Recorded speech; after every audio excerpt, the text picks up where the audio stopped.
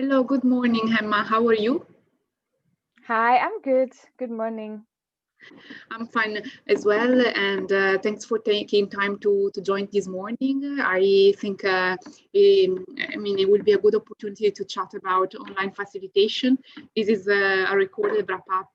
I ask you to contribute as part of the sixth module of the course, where we're talking about e-facilitation practices, and participants have already shared some insights about how they are actually adapting to converting to digital, fully digital learning workshop and digital learning activities and courses. And they've shared already a lot of insights about methodologies that they're using to make sure that the webinar sessions they are organizing are participatory enough, or at least they are meant to achieve their objectives. I think that both of us share a good experience till now in terms of facilitating web session, and I know that you are also a great facilitator in face-to-face settings. Therefore, I'm inviting you today to share your experience as an online facilitator, so that maybe we can also give some tips on to participants about how to overcome certain challenges they might be facing. So my first question to you would be, on a general level, what is your experience nowadays as an e-facilitator? Have you reflected on your practice so far? And generally speaking, how are you structuring your web sessions in terms of, how do you organize it? Is there a specific sequence that you're following? How do you make sure that you achieve the objectives that you have in mind? All right. So I must say I feel like I am a face-to-face facilitator first, or I was a face-to-face facilitator first. And of course, I have gained a lot of experience in online facilitation. And I think, realized very quickly that at the essence, they are not that different. It's about the mode of delivery that is different, that we have to adapt, of course, because it creates its own possibilities and limitations. However, I find that the thinking process is basically nearly the same. And I think sometimes the attraction of jumping into online facilitation is to think technology first and learner second. And for me, that's the golden rule that comes from the face-to-face experience, that learning objectives needs first and then technology afterwards. Then we find creative solutions, how we're going to do it with the means possible. So I think that's important, that is still the starting point, even if we're doing something online. And in that sense, again, purpose first, and then for me also human connection is really important, especially in these times when we're also separated. So that's another objective that might not be necessarily the objective of the session, but mine as a facilitator, that people feel safe, people feel welcome, they feel seen and heard, and that they are able to make connections with themselves. So that's kind of the context in which, or kind of in which I'm embedding a session already. And then, of course, the structure that you're asking is again not so different, in the sense like, how do I open the space? How do I welcome people in, whether they know each other or not? Maybe they need to be they working, so I need to have them focus and arrive. So then maybe I do an icebreaker energizer that really has them like put away their work and really be there. Or maybe it is a different tone of an event than what they have been doing most of the day. So maybe we play some kind of game to get into that playful creative mood. Or maybe it's really a simple icebreaker and making sure everyone can introduce themselves. And also, this is the moment where I use to familiarize themselves with the technology. Yeah. If I am introducing, for example, a new technology, or just making sure that the basics that they are expected to do, they know. So I like sometimes to combine an icebreaker game with learning the tool as well. And then there comes the body, which sometimes is a mix of presentations. I also really and other methods, which include preferably some kind of interactions, or probably discussion or group brainstorming. So there might be time for plenary, and then if appropriate, there will be time for smaller groups, because that's also something with the online context, that just time somehow goes faster. Yeah. Everything takes longer. So I think that's what we have to kind of let go from the face-to-face. We think a question will take 2 minutes to answer, not online. It's going to take much longer.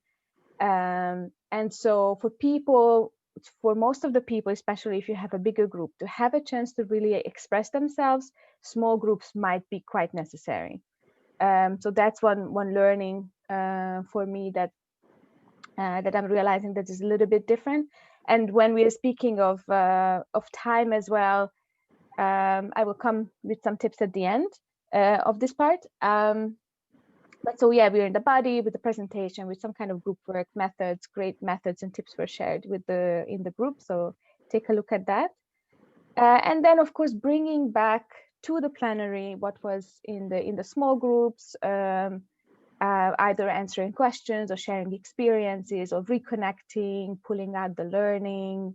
So really, again, depending on what is the purpose, and making sure that some of the key messages are landing and arriving, and that there's no confusion, which is again more difficult because it's harder to get feedback from people. You don't have that human sense that you might have in face-to-face. A lot of people have their cameras off, unfortunately, because of connection issues. So really spending again time that especially the key messages arrive, that they are clear, is again important for me in the conclusion, and that it's landed, it's closed, that people kind of can then transition back to whatever else they were doing, and that the whole experience is complete. And as well, this is a moment to share resources or tell them that resources will be shared, so that they are not lost. Because sometimes, you know, if you're in Zoom, you share something in the chat, people might not save it and then they lose it. So have contingency plans for that as well, if the resources are important to share. No, thank you. I think it's nice to make the parallel also with the face-to-face session, because this is actually what is happening in face-to-face training as well. You make sure that you welcome participants, that they are comfortable, that they know where they sit, for example, that they know what are the tools that they have at disposal, such as a pen, a post-it, a notebook, or where to look at the presentation in front of them. So to make sure that they are comfortable as well with the online environment. Then, of course, give instruction for the body of the session. It could be a plenary session where some content is disseminated, but making sure that maybe there are some instruction for them to raise questions or share any comment, or if the purpose is to have them, let's say, working together, plan time for some group sessions so that they have also some time to interact with peers. But if so, make sure that we also have some time at the end to conclude and to wrap up, make sure that people's voices and discussions are also shared back and report back somehow in the plenary, because otherwise you as a facilitator, you don't know what is happening in a different group discussion, which is also what is happening in face-to-face settings. So making sure that there is some structure, that you plan enough time for each of these blocks. So originally or ideally we can think about 3 blocks. So an introduction, an orientation, and welcoming section, then a body section where the main objective is going to be, let's say, achieved, and then finally a concluding section where the key messages are outlined and highlighted, and also resources are shared. Maybe I'm going to ask you to just dig deeper, because I know that we can talk about it forever, but maybe in terms of welcoming participants, or making sure that they are connected and they feel okay, or they are introduced and familiar with the environment, is there any specific methodology, even if it's a simple one, that you think that is working pretty well, and that everyone from experienced facilitator to less experienced facilitator can utilize in their web sessions? What works for you? Yeah, so I'm going to share a very simple one, kind of tried and true, but in a way, sometimes the power is in the simplicity, or that it doesn't require too complicated equipment to do. Like in face-to-face, it's called the voting with your feet. So in the end, you don't need anything but people and their feet, or their ability to move, if possible. And so obviously the challenge, the purpose of this is to get, it's an icebreaker, but it's also to get a feel of the room, where they are at, maybe in their knowledge or in their opinions, or yeah, what they may know or may not know, what they think of the subject. So it's a really good kind of starting exchange in a topic, also getting as a facilitator an idea of where the group is at. So I find that a very good, useful activity and purpose to start something. But of course, the challenge is that people cannot really move around in an online setting. So actually, I have already experimented with different ways of doing this exercise, replacing the movement of, okay, so how it works, if you don't know it, I read a statement as a facilitator, and the participants, whether they agree or not, they would move in the room. I agree, I go to the left. I disagree, I go to the right. So how can we express this virtually, also thinking about large groups where you cannot have everyone say what they think, because that would take forever. So one way to do it, let's say that you're in Zoom or some kind of web conferencing where there are buttons that can indicate your reaction. So you can just say, like, you can select yes or no, or agree, disagree. And also people have hands, so they could do thumbs up, or they could wave if they agree, and they could not wave if they disagree. Or another way that has been working quite well is turning your camera on if you agree and turning it off if you disagree. So then you get a really, especially in like a gallery view, you get a really good visual about how many people agree and disagree. And of course, it's only possible as long as most people are able to have the cameras on.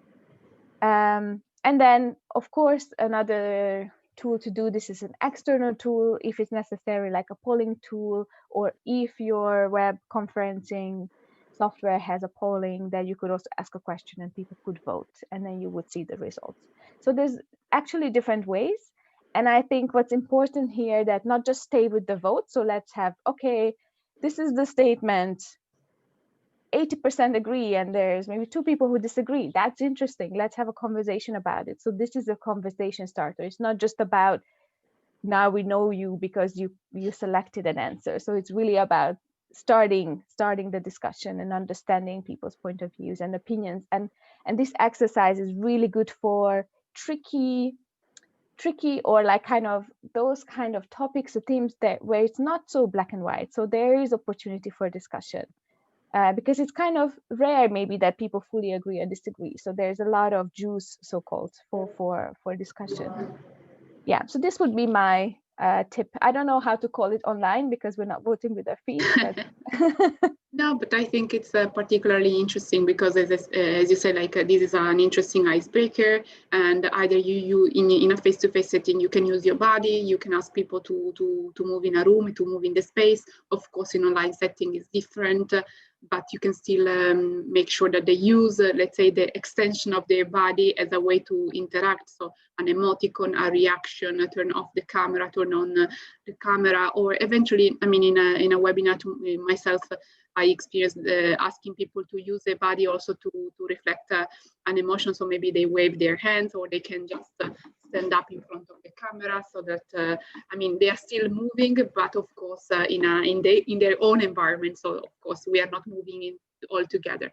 So I think this is like a great way, in any case, to adapt and to make sure that they are at least hooked from the beginning.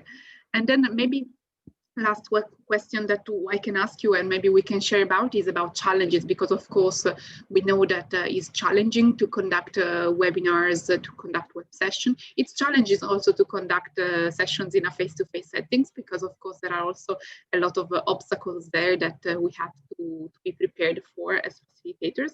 But I think one of the challenges that we may have in a web session is sometimes either to cope with silence in a setting where you cannot see people in their face, so that you don't know if they are actually there, or if they are sleeping, or if they are looking at their email, or maybe they are simply disconnected because the connection is not super stable, or coping exactly with their engagement. So you don't know actually what is going on, and how, if you're doing well your job, or simply there are other obstacles that you cannot control. So maybe would you like to share like a particular challenge from your side, and how did you manage to overcome it? Yes, so I would like to share quickly too, because I forgot to mention the time earlier in the general structure. So time is in a way very special, I think, in online meetings, because as I said earlier, everything takes longer, but people's attention span and ability ability to stay in front of the screen and concentrate is shorter than being able to sit in a session, even within the scope of a day. Like some of my colleagues say, let's run the same face-to-face thing online 8 hours. I say, you're gonna kill people. This is not healthy.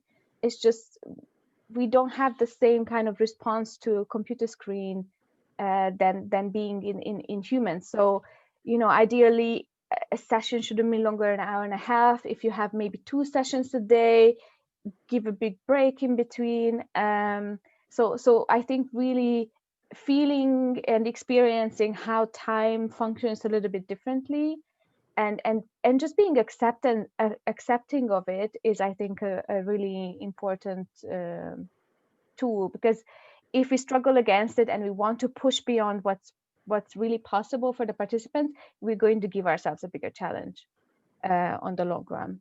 So, and the other one I wanted to say, it's even more specific. I recently experienced, it's one of my mishaps. I didn't share this in the video earlier. Was a big webinar that was organized by a partner organization. We were not part, it was a series of events, and we were just one event in the big picture.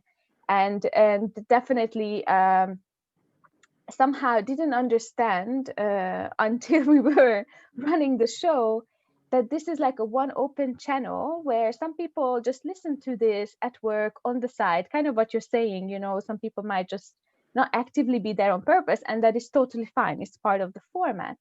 So let's say we had 100 participants, and we really wanted to make the experience participatory. So we designed a group exercise, and we just randomly allocated people into groups. But what happened is only, let's say, 30 of those 100 or 40 of those 100 were actually there to be in that webinar and engaged and curious. And some of them ended up in a room with 4 black screens, no noise, nothing. And we felt so sorry. And luckily we could quickly, they reached out, so we could quickly troubleshoot and assign them to other groups. But afterwards we were reflecting, could there have been a way to avoid this, or to prepare for this at the beginning? Had we realized that maybe it's okay and expected for some people really just to tune in and listen and have this on the side, we could have devised the system to check at the beginning who are the ones who want to participate in the group activity, and then assign them into the group session. So it's manual, it would have taken a little bit longer, but then also it would have avoided this frustration. And who knows, maybe some people never reached out and they just spent 20 minutes in a black room, you know. So that's a quite a lesson learned, really understanding the nature of the event, and if we plan participation, how to really identify those who are there and who want to, and without shaming those that they can't, because in this case it's part of the nature of the event. It's obviously different if it's a tight-knit, hands-on, you know, compulsory training, and then half of the people are just checked out. That's a different issue.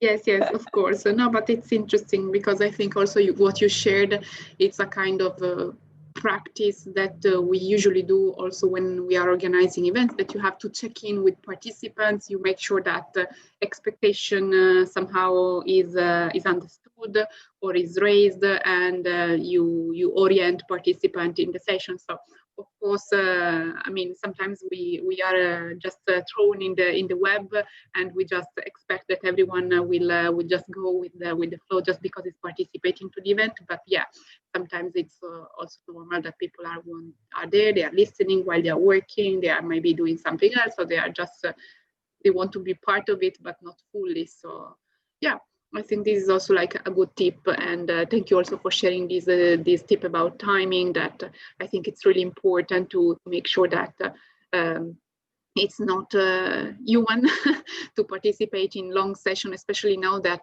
if I'm participating in a web session with you, then after this 1.5 hour session, for example, then my break will be basically just to turn my face and then go ahead with emails and with my Word document, with my PowerPoint presentation. So it's not really a break. So while, for example, participating in a face-to-face meeting or a session, I would do this interaction with you, and then I will turn back to my office or to my work. So there will be really like this rupture between the two tasks. While in this case, if I have to participate in a web session for 3 hours, then basically there will be no difference in continuing my work in front of a screen. So it's really important to make sure that the web sessions are there to provide a value, but they are, you know, timed and framed for a specific purpose, because it's not possible to be active and stay active for a long time. Definitely agree with that.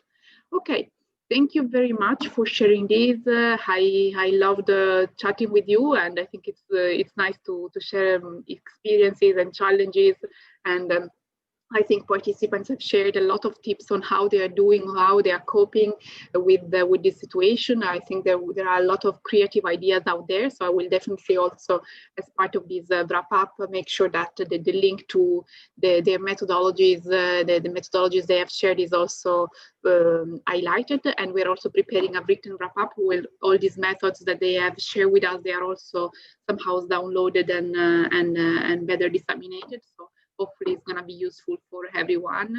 And yeah, I would just conclude that once again, for facilitating effective meetings, well, plan design is definitely useful, but also creativity. So be creative and do not hesitate to be human also in web session. And maybe one last thing is that sometimes we forget also to ask participants how are they when we open webinars, and usually this is the first things that we want to check when we meet people for the first time or for the second time. So do not forget to ask how are you and how are you doing in web sessions as well. I think you being human is one good thing to take away. Thank you, Emma. Have a nice day, and we keep in touch for the last module of the course. Thank you. Have a great day too.